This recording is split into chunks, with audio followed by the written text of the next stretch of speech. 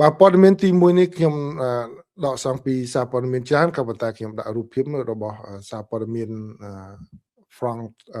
24បើយោងតាមសេចក្តីរាយការណ៍នានានឹងឲ្យដឹងថាយោធាអ៊ីស្រាអែលគឺចាប់ផ្ដើមតាំងពីព្រឹកព្រលឹមថ្ងៃសៅរ៍តែម្ដងគឺបើកការវាយប្រហារជាច្រើនដោយក្នុងនោះមានប្រើប្រាស់យន្តហោះចម្បាំងជាង80គ្រឿងដែល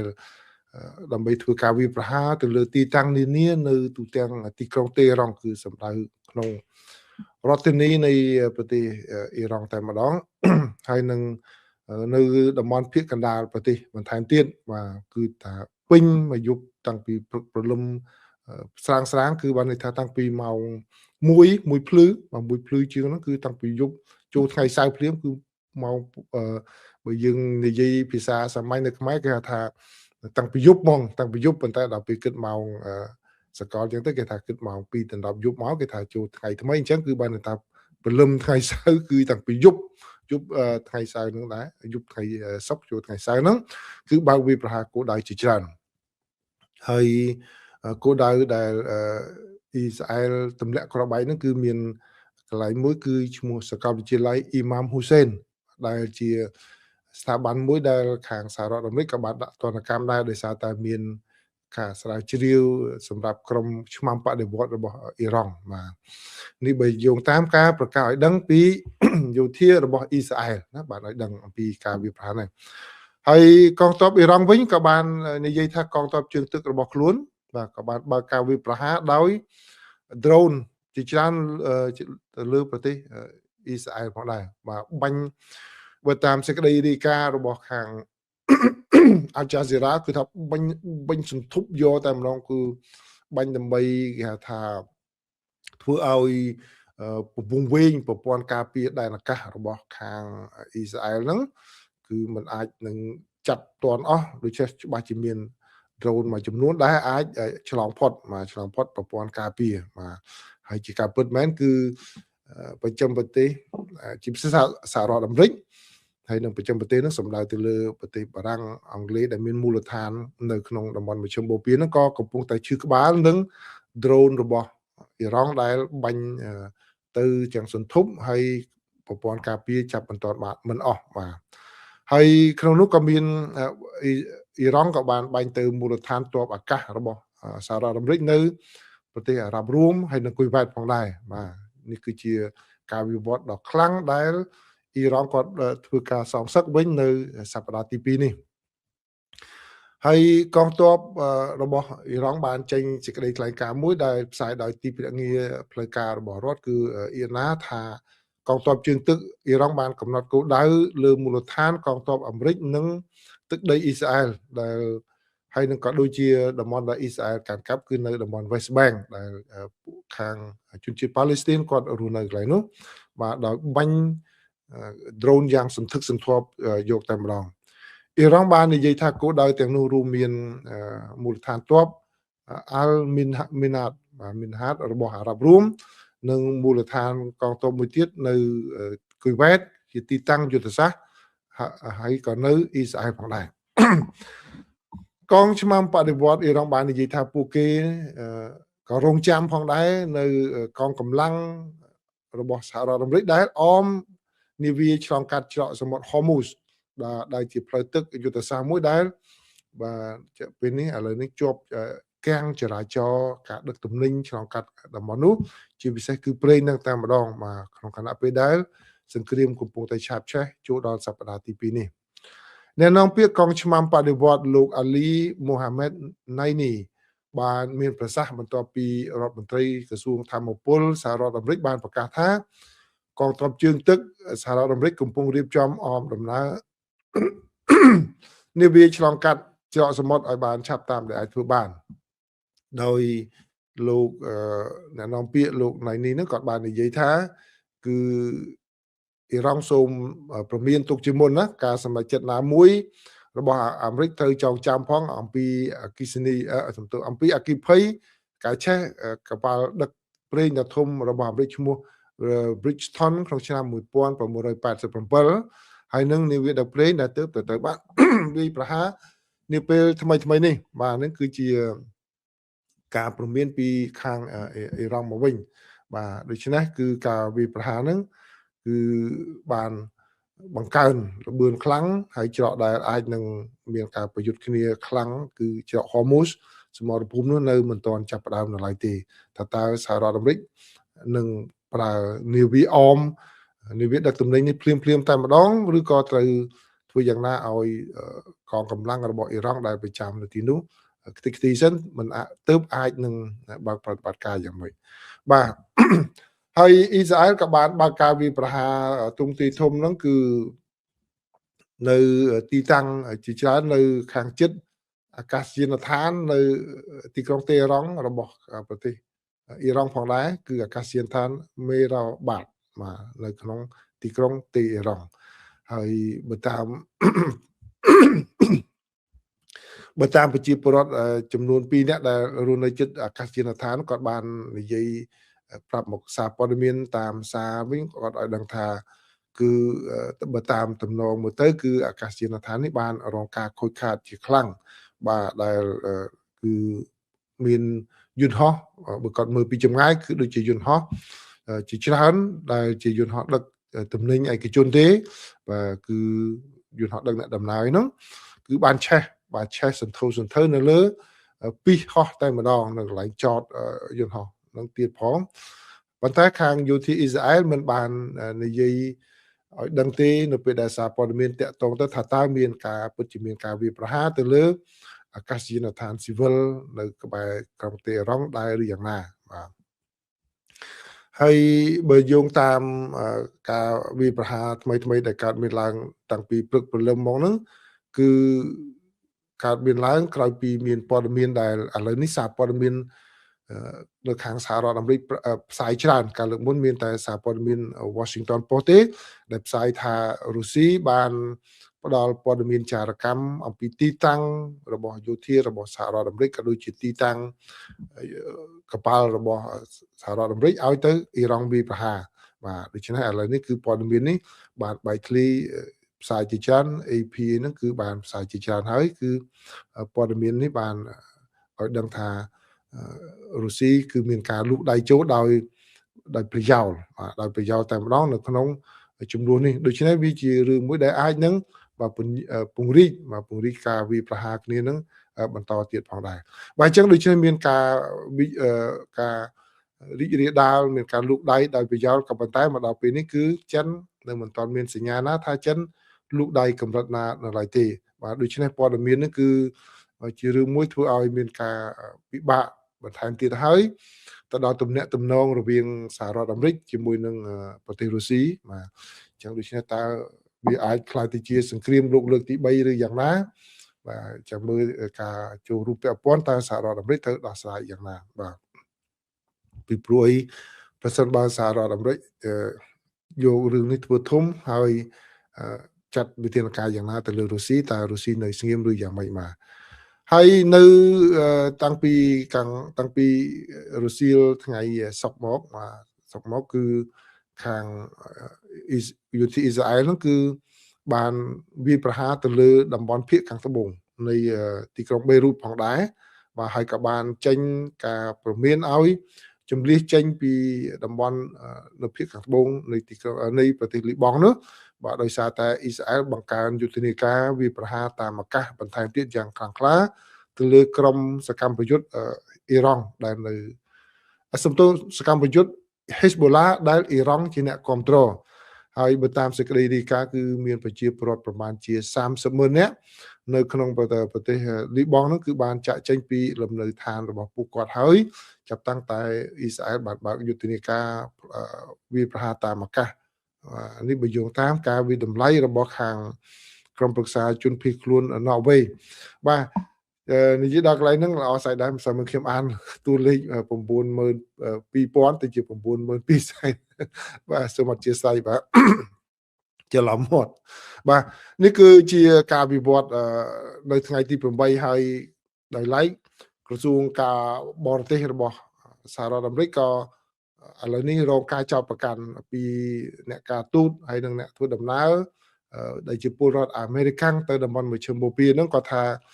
រដ្ឋបាលលោកប្រធានាធិបតី Donald Trump បើកការវាយប្រហារទៅលើប្រទេសអ៊ីរ៉ង់នេះគឺធ្វើកំពុងតែធ្វើឲ្យគ្រោះថ្នាក់ទៅដល់ប្រជាពលរដ្ឋរបស់ខ្លួនហើយនិងអ្នកការទូតដែលធ្វើការនៅទីនោះពីព្រោះអីគ្មានសញ្ញាព្រមានណាឲ្យដឹងទៅដល់ប្រជាពលរដ្ឋដែលគាត់ត្រូវចាក់ចេញពីទីនោះទេបើអញ្ចឹងហើយធ្វើឲ្យប្រជាពលរដ្ឋរបស់អាមេរិកាំងដែលទៅធ្វើការនៅទីនោះដែលទៅលេងនៅទីនោះគឺបាទនៅជាប់ជុចបាទជាប់កុននៅទីនោះជាច្រើន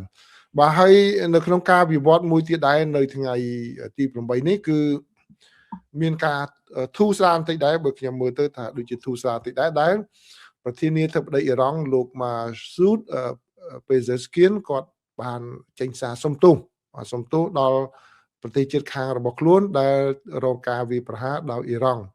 ដោយលោកបន្ថែមថាការវាយប្រហារនៅក្នុងពេលខាងមុខគឺនឹងកើតឡើងតែនៅពេលណាដែលមានការវាយប្រហារទៅលើប្រទេសរបស់លោកប៉ុណ្ណោះទេបាទអញ្ចឹងបើសិនជាប្រទេសនោះឧទាហរណ៍ថាកាតាអីហ្នឹងគឺបាញ់ចេញពីនឹងមកឬក៏មានការបើកការវាយប្រហារតាមអាកាសអីដែលចេញពីនោះមកគឺគាត់សងសឹកទៅវិញបាទគាត់ឆ្លើយតបតែ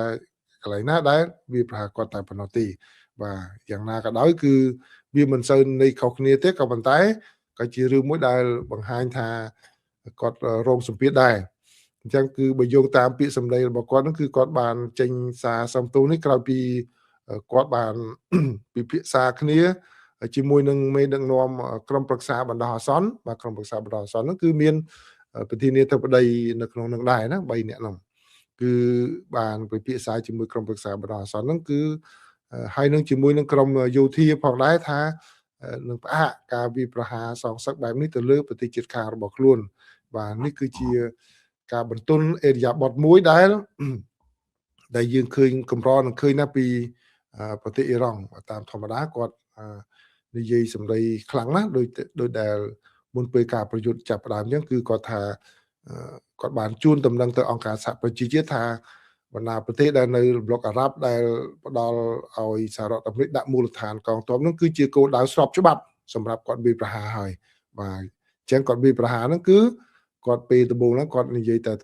ទៅលើប្រទេសទាំងមូលតែម្ដងវាយប្រហារកន្លែងណាក៏បានដែរបាទឥឡូវនេះគាត់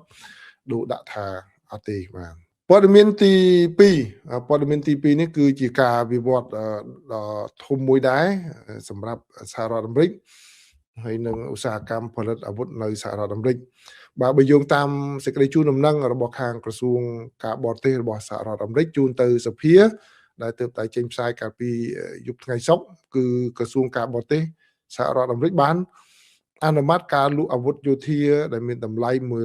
$151 លានទៅឲ្យអ៊ីស្រាអែលដើម្បីទិញគ្រាប់បែកប្រភេទ BLU 110 AB ដែលជាគ្រាប់បែកទម្ងន់500 គីឡូបាទជិត500 គីឡូបាទភាសានៅខាងអាមេរិកហៅ1000 ផោនហ្នឹងគឺធ្ងន់ណាស់បាទហើយគឺចំនួនដែលលក់ហ្នឹងគឺចំនួន12000 គ្រាប់អានឲ្យត្រូវអានមិនសមមិនច្រឡំ92000ទៅជា92000សែនបាទឥឡូវនេះត្រូវណាគឺចំនួន12000 គ្រាប់ការលក់នេះគឺត្រូវបានលក់ក្រោមច្បាប់មួយដែលថាជាការកំណត់លក់ដោយបន្ទាន់តែម្ដងបាទដែលមិនត្រូវការឲ្យមានការត្រួតពិនិត្យពីខាងសភាឡើងវិញទេបាទនេះបើនៅក្នុងច្បាប់ដែលនៅក្នុងការនាំអាវុធចេញហ្នឹងបាទពីពួកនៅសហរដ្ឋអាមេរិកនេះច្បាប់យោធារបស់សហរដ្ឋអាមេរិកគឺមានក្រុមប្រភេទ A B C D E អញ្ចឹងមកបាទអញ្ចឹងគឺមានប្រភេទ A B នៅអ៊ីរ៉ង់ហ្នឹងនៅក្នុងប្រភេទក្រុម A ហ្នឹងគឺបានន័យថាចែករំលែកទាំងបច្ចេកវិទ្យាអាវុធបច្ចេកវិទ្យាអ្វីហើយនឹងព័ត៌មានចារកម្មហ្នឹងគឺអាចចែករំលែកគ្នាបានបាទអញ្ចឹងដូច្នេះប្រទេសដែលនៅក្នុងក្រុមហ្នឹងមានករណីលើកលែងដែលត្រូវការអាវុធភ្លាមគឺអនុម័តលក់ឲ្យភ្លាមតែម្ដងបាទក៏ប៉ុន្តែអ្វីដែលជាការសំខាន់នោះគឺ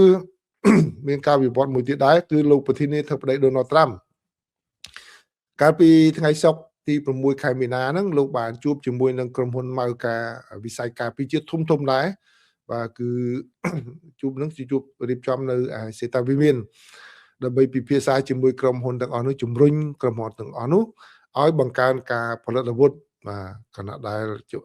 ចំនួននៅក្នុងប្រទេសអ៊ីរ៉ង់នៅបានបន្តទៀតរហូតដល់ចូលដល់សប្តាហ៍ទី2នេះទៅហើយលោកត្រាំបានថ្លែងបន្ទាប់ពីកិច្ចប្រជុំនោះថាមេដឹកនាំឧស្សាហកម្មផលិតអាវុធការពារជាតិហ្នឹងគឺបានបញ្ជាក់ប្រាប់លោកថាពួកគេយល់ព្រមឥឡូវនេះយល់ព្រមបង្កើនការផលិតអាវុធដែលប្រភេទទំនើបហ្នឹងគឺឲ្យបានបង្កើនចំនួន4 ដងហើយเนาะបាទឥឡូវនេះគឺមានការរវល់ខ្លាំងពីរឿងនៅអ៊ុយក្រែនហ្នឹងហើយការរវល់ខ្លាំងបើយឺតថយដែរបន្តិចឥឡូវនេះគឺបង្កើនការផលិតនឹងទៅដល់4 ដងហើយសម្រាប់ប្រតិបត្តិការយោធានាពេលបច្ចុប្បន្ននេះបើអញ្ចឹងអ្នកដែលធ្វើការនៅខាងក្រុមហ៊ុនអាវុធហ្នឹងគឺប្រកាសជា3 shift ហើយបាទ3 shift ហើយគឺបានន័យថា3វេនណា3វេនបាទ8 ម៉ោងគុណ3 24 ម៉ោងនោះគឺថាម៉ាស៊ីននឹងបុលរហូតតែម្ដងគេដូរកន្លែងនេះផលិតអញ្ចឹងដល់មកសម្រាប់កន្លែងនោះមកបុលជាប់រហូតហើយមក24 ម៉ោងក្រោយមកគឺមិនមែនគ្រាន់តែលោកត្រាំទេដែលប្រកាសដូច្នេះគឺក្រុមហ៊ុន Lockheed Martin ក៏បានបញ្ជាក់នៅលើតាមបណ្ដាញសង្គម X របស់ខ្លួនថាខ្លួនក៏បានយល់ព្រមបង្កើនការផលិតគ្រាប់រំសេវសំខាន់ហ្នឹងគឺចំនួនដល់4 ដងបាទបង្កើនបរិមាណដល់4 ដងហើយណាដោយនិយាយថាកិច្ចខិតខំប្រឹងប្រែងនេះបានចាប់ផ្ដើមតាំងពីប្រហែលខែមុនមកហើយជាមួយនឹងរដ្ឋបាលលោកត្រាំនិងរដ្ឋមន្ត្រីក្រសួងសង្គ្រាមគឺលោក Pete Hegseth បាទនេះគឺជាការវិវត្តមួយដែលធ្វើឲ្យបាទចំនួននេះកាន់តែរីករាលដាលបន្ថែមទៀតណាបាទព័ត៌មានទី2នេះគឺជាសេចក្តីរាយការណ៍ការធ្វើបច្ចុប្បន្នភាពពីយោធភូមិភាគកណ្ដាលខ្ញុំប្រើពាក្យហ្នឹងដោយខ្លីទៅភាសាអង់គ្លេសអក្សរកាត់គេហៅ CENTCOM បាទ Central គឺ Command គឺបានន័យថាកន្លែងបញ្ជាការកណ្ដាលជាការកណ្ដាលឬក៏យុទ្ធភូមិភាគកណ្ដាលហ្នឹងគឺដែលទទួលបន្ទុកខាងតំបន់ប្រជុំបូព៌ាហើយនិងតំបន់អាហ្វ្រិកអញ្ចឹង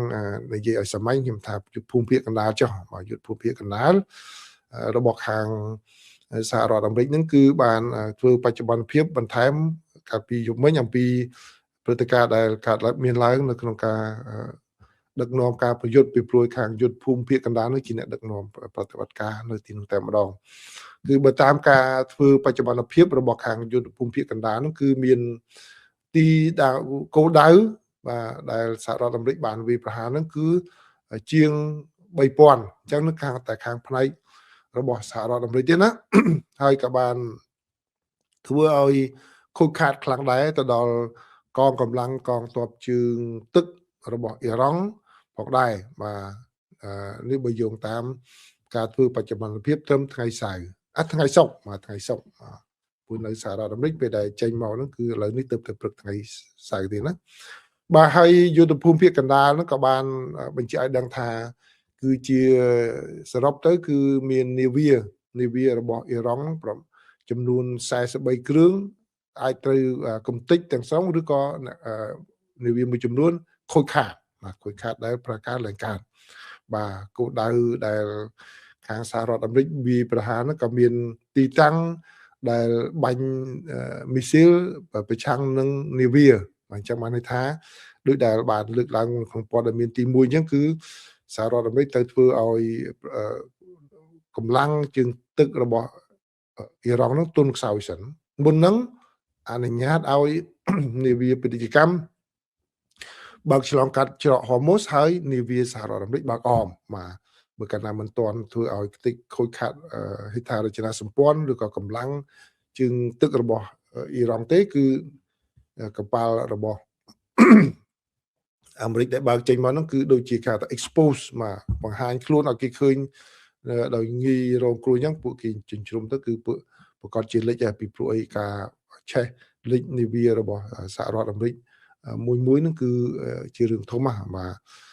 បាទមកដល់កន្លែងនេះខ្ញុំក៏ដូចជានិយាយរួមខ្ញុំមើលព័ត៌មាននៅខាងក្នុងប្រទេសកម្ពុជាប្រភពមួយចំនួនដែលគាត់យកមកផ្សាយឃើញសារព័ត៌មានខ្លះផ្លូវការដែរហ្នឹងដូចជាអត់មានឃើញសារព័ត៌មានណានៅខាងក្រៅប្រទេសផ្សាយសោះបាទដឹងជាគាត់បានប្រភពពីណាមកដូចជាខាងក្រៅប្រទេសដែលរីកាដោយរិះគន់អាមេរិកខ្លាំងហ្នឹងគឺខាង Al Jazeera ហ្នឹងហើយបាទ Al Jazeera ឬក៏វិទ្យុអីបារាំងអីហ្នឹងគឺគេអត់មានមកហ្វ្រង់ហ្នឹងអត់មានការពារអាមេរិកទេបាទគេសារព័ត៌មានគេឃើញគេរីកាអញ្ចឹងហើយសារព័ត៌មាននៅក្នុងប្រទេសកម្ពុជានោះខ្ញុំឃើញអត់មានឃើញសារព័ត៌មានដែលខាងប្រចាំប្រទេសឬក៏ខាង ប្លុកអារ៉ាប់នឹងផ្សាយនឹងដូចតែគាត់យកមកផ្សាយសោះទូយ៉ាងដូចជាមានអ្នកខ្លះនិយាយពីរឿងខូចនាវាអាប់រ៉ាហាំហើយបាញ់ឲ្យនាវាអាប់រ៉ាហាំគាត់រត់ចោលផែរត់អីខ្ញុំជិះឆ្ងល់បានព័ត៌មានពីណាមកទេហើយនឹងបាញ់អ៊ីរ៉ង់បាញ់សិតថាមីស៊ីល hypersonic លបឿនលឿនជាងសម្លេង14 ដង 14អីដល់ពេលមើលសេចក្តីប្រកាសព័ត៌មានដែលខាងបារាំងឲ្យផ្សាយដកសងពីខាងអ៊ីរ៉ង់ខ្លួនឯងអ៊ីរ៉ង់អត់មាននិយាយផងនៅជាគាត់បានព័ត៌មានពីណាមកខ្ញុំឆ្ងល់ដែរបាទអញ្ចឹងប្រយ័ត្នមែនតើណាក្នុងការទទួលយកព័ត៌មានហ្នឹងបាទពីព្រោះក្នុងចំនួននេះបើថាសារព័ត៌មានអាមេរិកអីហ្នឹងគឺថាអាចនឹងនិយាយពីខាងអាមេរិកច្រើនក៏ប៉ុន្តែខាងបារាំងខាងអឺរ៉ុបគេអត់មកកាន់ជើងទេបាទឃើញមិនផ្សាយអញ្ចឹងជាពិសេសខាងសារព័ត៌មានបារាំងហើយនឹង Al Jazeera នោះគឺគាត់ថែមទាំងរកព័ត៌មានណាមកអាប់អាមេរិកឲ្យបានខ្លាំងតែក្រៅពីហ្នឹងដូចជារឿងខាងឥណ្ឌាអាងអីផ្សាយអីហ្នឹងគឺអ្នកខ្លះជា website របស់គាត់តែយកមកតាផ្ទាល់ខ្លួនរបស់គាត់យកមកផ្សាយតាមមកប្រយ័ត្នគាត់បង្កើតព័ត៌មាន AI យកមកណាបាទខ្ញុំខំរកមើលដែរខ្ញុំឃើញសារព័ត៌មានមួយចំនួននៅកម្ពុជាផ្សាយខ្ញុំរកមើលតាមនោះអត់មានឃើញបាទអញ្ចឹងត្រឡប់មកនេះវិញផងដែរគឺគោលដៅដែលខាងសហរដ្ឋអាមេរិកបាញ់ហ្នឹងគឺមានគោលដៅដែលបាញ់មីស៊ីលប្រឆាំងនឹងនាវាហើយសូម្បីតែហើយហ្នឹងគឺខាងសមត្ថភាពទំនាក់ទំនងបញ្ជារបស់ខាងកងឆ្មាំបដិវត្តរបស់អ៊ីរ៉ង់បាទហើយនឹងកងកម្លាំងយោធារបស់អ៊ីរ៉ង់ផងដែរបាទដែលជាសាខានៃកងទ័ពសំខាន់ណាបាទគឺកងឆ្មាំបដិវត្តរបស់អ៊ីរ៉ង់របស់គេហ្នឹងហើយនឹងក៏មានការវាយប្រហារទៅលើបញ្ជាការរដ្ឋានរួមរបស់ពួកគេនិងការរដ្ឋានដទៃទៀតបាទហើយជាការបន្ថែមទៀតនោះគឺសហរដ្ឋអាមេរិកបានប្រើប្រាស់យន្តហោះទម្លាក់គ្រាប់បែក B2 ហើយឥឡូវប្រើដល់ B2 ណា B2 ដើម្បីប្រយុទ្ធតែម្ដងហើយមានប្រើ drone ហើយនឹងមានយន្តហោះចម្បាំងហើយនឹងក៏មានកន្លែងមូលដ្ឋានមួយចំនួនធំដើម្បីបាញ់ទៅផងដែរបាទនេះគឺជា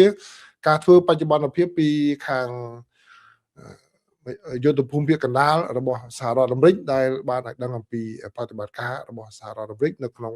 មួយសប្តាហ៍កន្លងមកនេះបាទឥឡូវនេះចូលថ្ងៃសៅរ៍នេះគឺគម្រប់មួយសប្តាហ៍ហើយដែលបាទចូលមកដល់ថ្ងៃសៅរ៍នេះគឺគម្រប់មួយសប្តាហ៍ហើយដែលលោកអាលីខាមេនីទៅបានសម្លាប់នៅក្នុងប្រតិបត្តិការ Genesis របស់អ៊ីរ៉ង់របស់អ៊ីស្រាអែលបាទរបស់អ៊ីស្រាអែលបាទដូច្នេះខ្ញុំដកស្រង់ពីសារព័ត៌មាន The Wall Street Journal ដែលបានសរសេររៀបរាប់សង្ខេបព្រឹត្តិការណ៍ឡើងវិញដែលធ្វើឲ្យមានការសម្លាប់លោក Khamenei អញ្ចឹងប្រិមត្តមួយចំនួនដែលបានមិនទាន់បានទស្សនាបាទសូមទស្សនានៅការជូនរបស់ខ្ញុំនេះបាទសូមអរគុណប្រិមត្តចានដែលបាននៅតាមទស្សនាការចែករំលែកព័ត៌មានដែលខាង Wall Street Journal បានស្រាវជ្រាវនេះបាទដូច្នេះខ្ញុំសូមជូនសារចុងក្រោយចឹងនៅក្នុងអ្វីដែលកើតមានឡើងនេះគឺប្រិមិត្តខ្ញុំឲ្យយើងប្រយ័ត្នប្រយែងនៅក្នុងការធ្វើការសន្និដ្ឋានណាមួយក៏ដោយប្រកាន់ជំហរណាមួយក៏ដោយដោយដែលខ្ញុំបានដោយដែលសារព័ត៌មាន Wall Street Journal គាត់បានបញ្ចប់អញ្ចឹងគឺនៅពេលដែលលោកអាលីខាមេនីស្លាប់អញ្ចឹងគឺមានសូម្បីតែប្រជាពលរដ្ឋអ៊ីរ៉ង់ខ្លួនឯងហ្នឹងក៏មានប្រតិកម្មខុសគ្នាដែរឃើញទេមានអ្នកដែលសប្បាយចិត្តទាំងក្នុងប្រទេសទាំងនៅក្រៅប្រទេសក៏ប៉ុន្តែក៏មានអ្នកមកកាន់ទុកគាត់ផងដែរហើយបើតាមការឲ្យដឹងគឺនៅយប់មិញនៅញូវយ៉កបាទនៅញូវយ៉កគឺក៏មានអ្នកដែលព្យាយាមមកធ្វើពិធីដើម្បីកាន់ទុកគាត់នៅទីនោះដែរក៏ប៉ុន្តែបែរទៅជារឿងហិង្សាដោយមានម្នាក់នោះគាត់ទៅខឹងគាត់ទៅយករូបនឹងទម្លាក់ចោលហើយអ្នកដែលធ្វើពិធីនឹងតវ៉ាវាយតប់គ្នាហើយប៉ូលីសមកបង្ក្រាបចាប់ទាំងសងខាងតែម្ដងបាទដូច្នេះអញ្ចឹងគឺដោយដែលខ្ញុំបាននិយាយពីដើមមកពីវិបត្តិនេះចាប់ផ្ដើមពីសង្គ្រាមនេះចាប់ផ្ដើមខ្ញុំថាគឺយើងទៅនៅឆ្ងាយកុំឲ្យទាញចូលពលណាមួយបាទឲ្យកុំនៅចូលពលណាមួយឲ្យសោះបាទបើសិនជាយើងនិយាយថាយើងជំរុញសន្តិភាពយើងស្រឡាញ់សន្តិភាពបាទយើងនិយាយអំពីសារសន្តិភាពដោយមិនមានការថ្កោលទោសខាងណានោះគឺយើងប្រយ័ត្នព្រោះយើងកុំ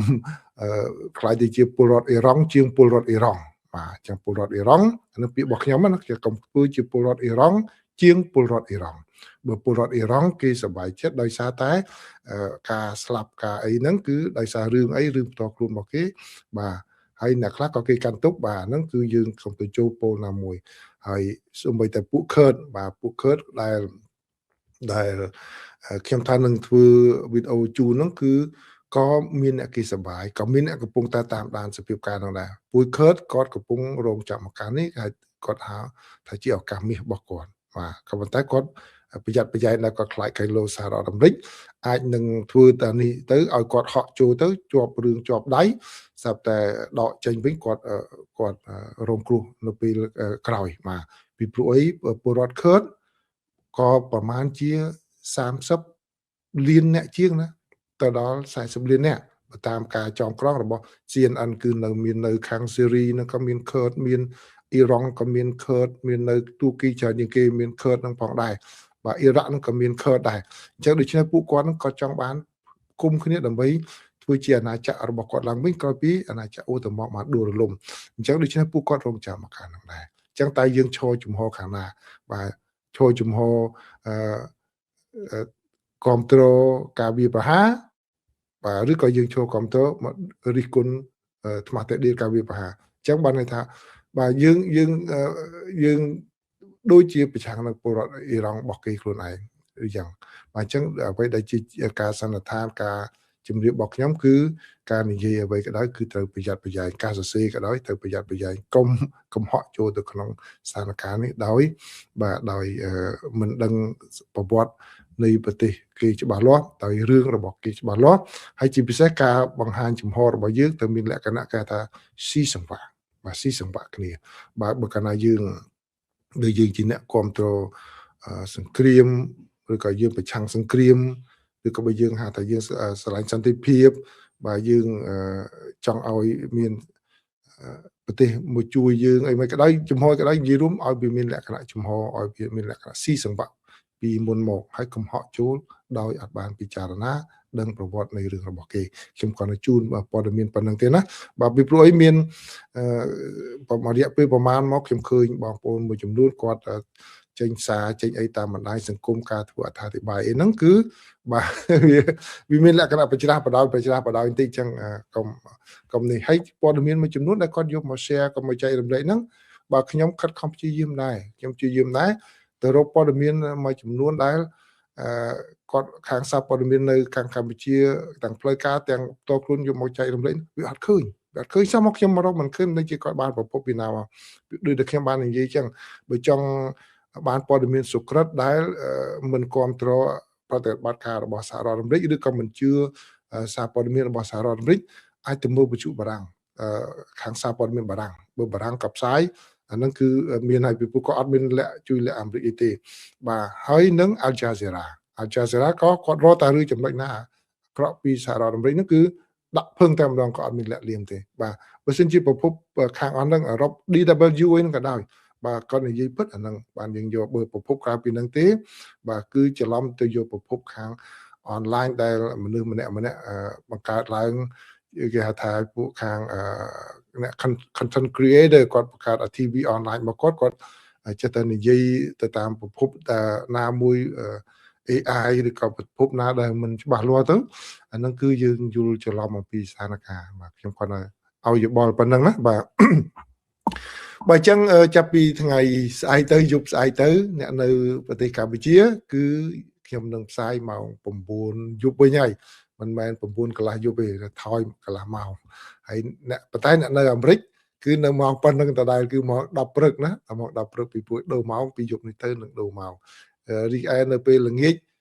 នៅម៉ោងដដែលទេគឺម៉ោង8ព្រឹកសំទោសបើល្ងាចនៅអាមេរិកហ្នឹងគឺម៉ោង7ណាម៉ោង6ម៉ោង9យប់ម៉ោង9យប់ដដែលទេហើយនៅខាងកម្ពុជានោះគឺ8ព្រឹកបាទ8ព្រឹកមកកម្ពុជាបាទអញ្ចឹងសូមអរគុណប្រិមិត្តសូមសម្រាប់ឲ្យបានលងលក់ស្រួលសម្រាប់អ្នកនៅក្នុងប្រទេសកម្ពុជាហើយនិងអ្នកនៅសហរដ្ឋអាមេរិកហ្នឹងគឺ have a good weekend បាទជម្រាបលា